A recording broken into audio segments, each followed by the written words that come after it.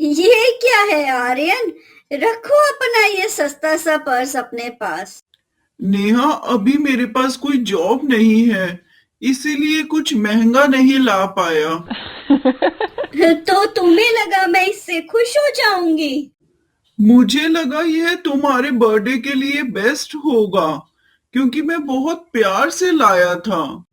प्यार? प्यार से जिंदगी नहीं चलती आर्यन। क्या मैं अपनी पूरी जिंदगी ऐसे ही बिताऊं? मैं कोशिश कर रहा हूँ नेहा, थोड़ा समय और लगेगा। बस, अब मैं किसी ऐसे के साथ नहीं रह सकती जो मेरे सपने भी पूरे ना कर सके। इसलिए मैं अब तुमसे ब्रेकअप कर रही हूँ। हाय, क्या तुम ठीक हो? नहीं, मेरी गर्लफ्रेंड ने ब्रेकअप कर लिया और वो मेरा पहला प्यार थी। ओह नो, ऐसा क्यों किया उसने? क्योंकि मैं आज कुछ नहीं हूं ना, ना मेरे पास कोई जॉब है, ना स्टेटस। मेहनत और विश्वास के साथ इंसान बहुत कुछ कर सकता है। और हो सकता है कभी तुम्हारी गर्लफ्रेंड को रियलाइज हो कि जल्दबाजी में किए गए फैसले आगे चलकर बहुत दुख देते हैं। लेकिन उसके बिना मेरी इस जिंदगी का कोई मतलब नहीं है।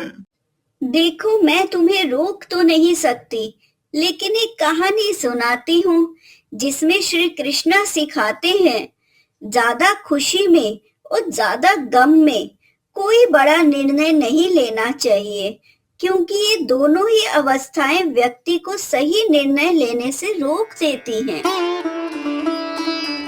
द्रौपदी के चीरहरण के बाद की रात बहुत भारी थी।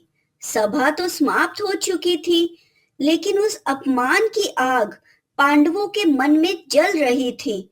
द्रौपदी के केश खुले थे, उनकी आंखों में आंसू थे और हृदय में गहरी पीड़ा। उस रात किसी ने ऊंची आवाज में कुछ नहीं कहा, लेकिन हर मन में उथल पुथल मची हुई थी।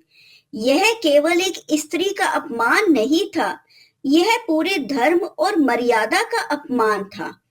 भीम का क्रोध उस रात सीमा पार कर चुका था। उसने प्रतिज्ञा ली थी कि वह दुर्योधन की जांघें तोड़ देगा, क्योंकि दुर्योधन ने द्रौपदी को अपनी जांघ पर बैठने को कहा था, जिससे भीम को बहुत क्रोध आया था। द्रौपदी ने भी निश्चय कर लिया था कि वह अपने बाल तब बांधेगी जब दुशासन का रक्त उन पर लगेगा। वह रात भविष्य को बदलने वाली थी। उस रात युद्ध हो सकता था। भीम और अर्जुन का क्रोध उन्हें उसी क्षण हथियार उठाने के लिए मजबूर कर रहा था, लेकिन श्री कृष्णा ने कोई आदेश नहीं दिया। उन्होंने न गुस्से में कोई निर्णय लिया, न दुख में। उन्होंने समय को आगे बढ़ने दिया। उसी कारण उस रात युद्ध नहीं हुआ। इसके बाद कई वर्षों तक शांति का प्रयास होता रहा।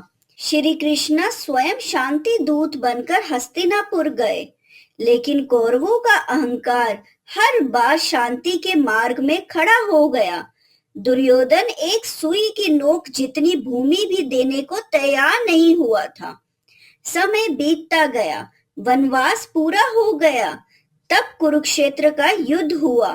वह युद्ध उस रात नहीं हुआ था जब दुख और क्रोध अपने चरम पे थे।